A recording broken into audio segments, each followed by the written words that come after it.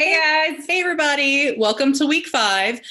So we're posting this a little bit early this week, and it's because we have a lot of different assignments going on, and we want to make sure that you have plenty of time to get them done.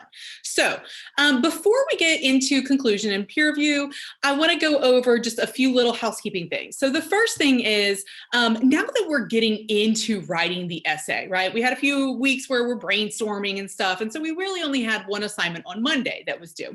Well, now that we're getting into this essay, we're going to have assignments due on Monday and Thursday. So that's going to help us kind of get into writing the essay, get feedback, all of those things. So just a little heads up, when you look at the module, you'll see dates for Monday and Thursday. However, we are going to open these early to make sure that you have time to get them done.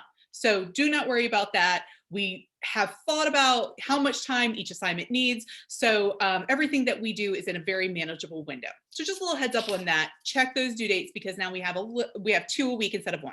Okay. So at this point, you guys have written your intros and 2 body paragraphs. And now hopefully you have that skill down of writing the body paragraphs and using Pi. We are going to add on to this essay by adding your other 2 body paragraphs and finishing with your conclusion. Yes. So we're going to talk about conclusions today. Now, typically when you guys write conclusions, I find that a lot of my students do what I did when I was in school, to be honest, because I didn't know what was in a conclusion. Yes. Where I'd copy and paste my intro, move things around a little bit, Good and enough. be like, done, right? So a lot of them look like this. In conclusion, I will now repeat everything I just said in my essay, right? Yeah, you definitely don't want to do that. And actually, if you look at the questions in the outline, that kind of helps you as well. So use that as your starting point. You've already done the work. Work smarter, not harder. So definitely bring that over and see what else you can add or change to it. So this is what you're used to doing, is reflecting and reaffirming your central claim. But now we're going to tell you what else you can do in addition to that to make your conclusion more interesting for you, the writer, and also for your reader. So in terms of this essay, one of the things you want to think about is, why does this matter? Why does it matter if this TED Talk is successful? So you found a TED Talk that you think makes an effective argument. What is it you think makes it so successful? What do you think the viewers got out of it, right? What did the audience get from watching this TED Talk? You can also think about, what is it the speaker wants the audience to do with this information? So for example, if I had a TED Talk that was about climate change, what sorts of things might the speaker want me to do? Maybe they want me to recycle. Maybe they want me to... Well, and sometimes even the talk will give direct, explicit instructions of what you can do to help, And so think about, it's not just, oh, here's some great information. Okay, here's some great information. What is it that they want you to do with that information after the talk? And then lastly, what could the speaker have done differently? So I know that some of you guys said, well, my speaker does 2 of the rhetorical appeals really well, but maybe he or she is missing appeals to logos. This is where you can kind of talk about this. Like, while so-and-so really did a great job here and here, they could have included this type of information to make their argument even stronger. Right. So you really want to reflect on the talk in general and the effectiveness of the talk. Why did it matter that it was effective? What could they have done differently? What did they do well? Right. Okay, so here's an example of a conclusion that we'll look at, and then we can kind of talk through what works, maybe what doesn't in terms of this. So I'll go ahead and read it. Green makes a convincing argument as she uses, so I can read that. Oh, what is she using? Personal experience? Pathos to explain her personal struggles with her success and the mindset she was in, and uses logos and ethos to convey how even in her future success, she is credible and how authors had like-minded views to hers. That's a lot of stuff. That was read your sentences out loud, and you're going to hear where we got to break them up, because that's a hard sentence to unpack. Right. The sympathetic emotions Green elicits in the beginning of her speech are later changed to eliciting inspiration and hope to those who may need a new mindset towards stepping out with a better, more positive outlook. Green's argument is effective through her statistics and use of outside sources such as books to attest to her personal success and give credit to how reliable she is, because professionals are having the same ideas as her. So yeah, some of these sentences could be broken down. Green wants the audience to take her argument and apply it to their own lives, taking from it a better attitude towards their life goals and all that can happen with a reprogrammed mind. So in here, what we see is a lot of repetition of what the essay is about, right? So I think that first sentence, if we cut some stuff, made it more clear and to the point, would really work. But honestly, the most exciting and impactful sentence is the last one. Agree. Where she kind of just is like, and done, you know? So yes, she wants the audience, Green wants the audience to take her argument and apply it to their own lives. But in what way, right? What part of that talk does she want us to apply to our lives, right? Why is it that she wants us to have a different attitude? Yeah, what impact would that have on us as an audience if our attitude did change towards our life goals? Right. So yeah, I think we could cut a lot in the middle there. Yes. So this is an example of I'm repeating what I've already said. Yes. So we need to do a little bit more than that. So think about the ways that you can do that. The readers read your whole essay about how this is an effective argument. Why does it matter that this argument is effective? So for example, Sir Ken Robinson. Right. Why did he decide to make this TED Talk about education, and what is it he wants us to do? So as a parent, he maybe wants me to not shy my children away from more artistic endeavors, right? Mm-hmm. To let them have let their talents and their own, hobbies kind of dictate where they lead their lives. Yeah. So that could be one thing. As an instructor, it could be, just making sure that there is space for the arts in the curriculum, making sure that students do have those opportunities and that we're not just selling this one size fits all model of school. Yeah. So again, we're bringing in ideas of what he said, but we're talking about what is it that we can do with that information. So what? Awesome.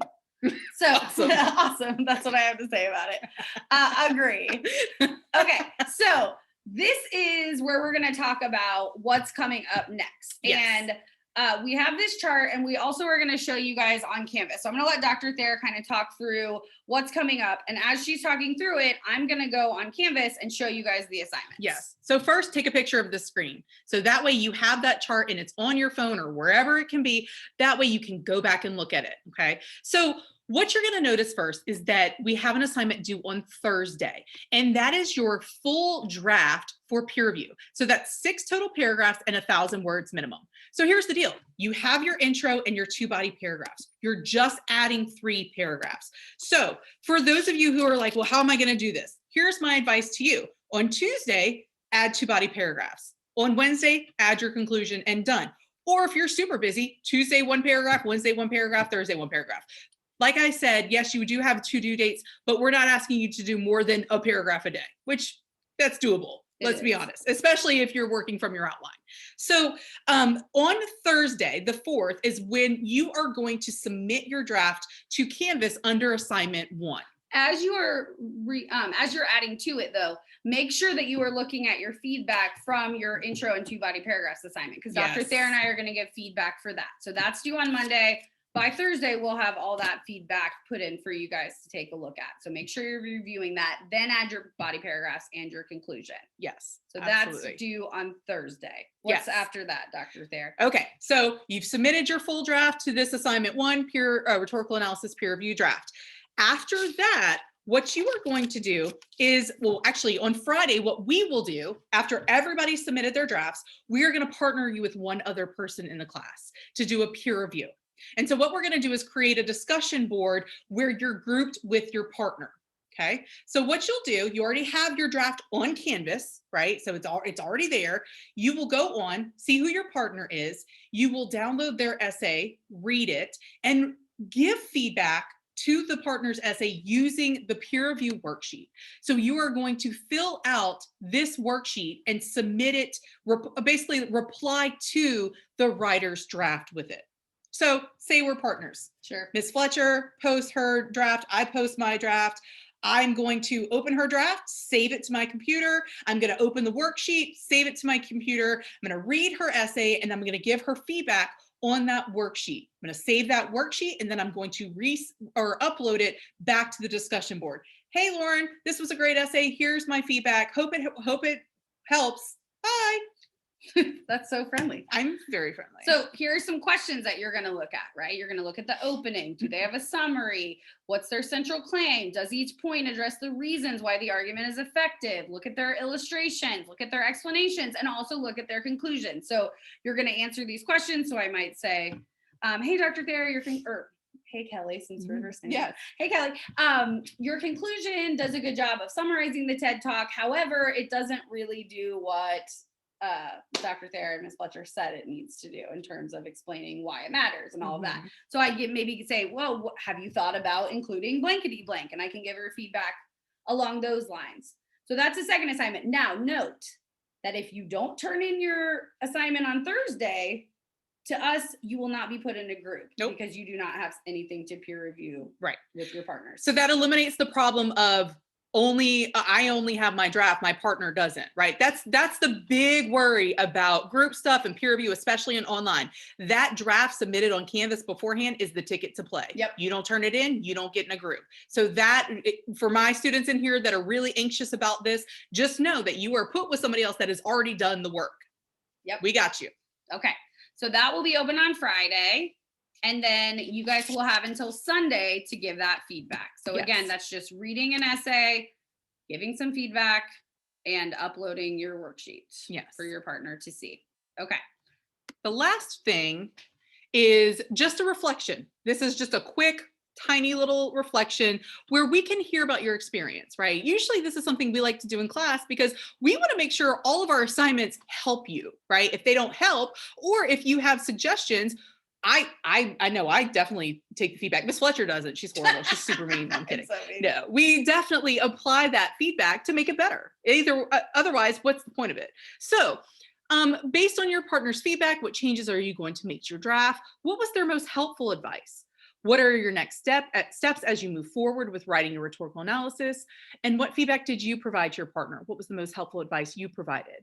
So that part, that peer review part, you are graded on the feedback you give your partner. That's the most important thing, right? So make sure when you're filling out that worksheet that you're really giving them in-depth information and in-depth feedback, because just saying nice, good, no, yes, that's not getting you a grade. Nope.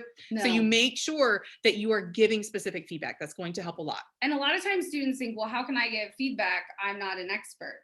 Well, you're a reader. Right. Things are written to be read. So think of this as a reader response. This is your response as a reader to this piece of writing. Exactly. So you are absolutely qualified because you all are readers. That's a nice way of putting that. Like, oh, I do like that. So I'm gonna steal that. Well, you can because we're making this video together. Well, I'm gonna steal from we're both classes. using it. Okay. So I think that's it, right? Let's go back to that handy dandy chart, y'all. Yeah. Let's do it. Just one more time. Hold on. I gotta share it, share screen on Zoom sometimes. Multitasking takes a minute. Zoomy zooms. All right, so you just watched this whole thing and you're like, oh my gosh, what am I supposed to be doing? First, calm down.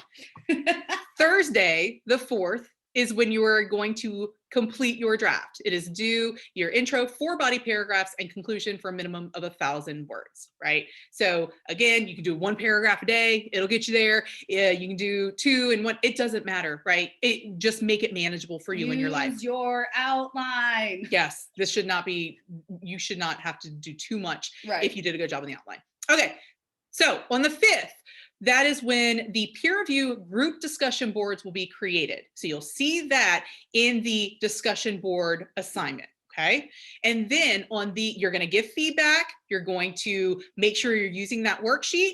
That is due on the 8th, okay? And then your peer review reflection, we would like it due on the 8th, but say somebody took a little bit longer to give you feedback. I was like, well, let's just open it, keep it open till the 11th. Yep. So 4th, 5th, 8th, 11th. 4th, full essay. 5th, feedback. 8th, discussion board completed. And then 11th, peer review reflection. But you're welcome to turn that in early. Absolutely, which is why we're opening this early. All right, guys. If you have any questions, please feel free to email us. But just know going forward, we're going to be moving to Monday and Thursday deadlines as we get more into the meat of our class. Yes. We look forward to seeing the feedback that you guys provide to each other in peer review and looking at your drafts. So have a great week and we will talk to you again soon. Bye. Bye.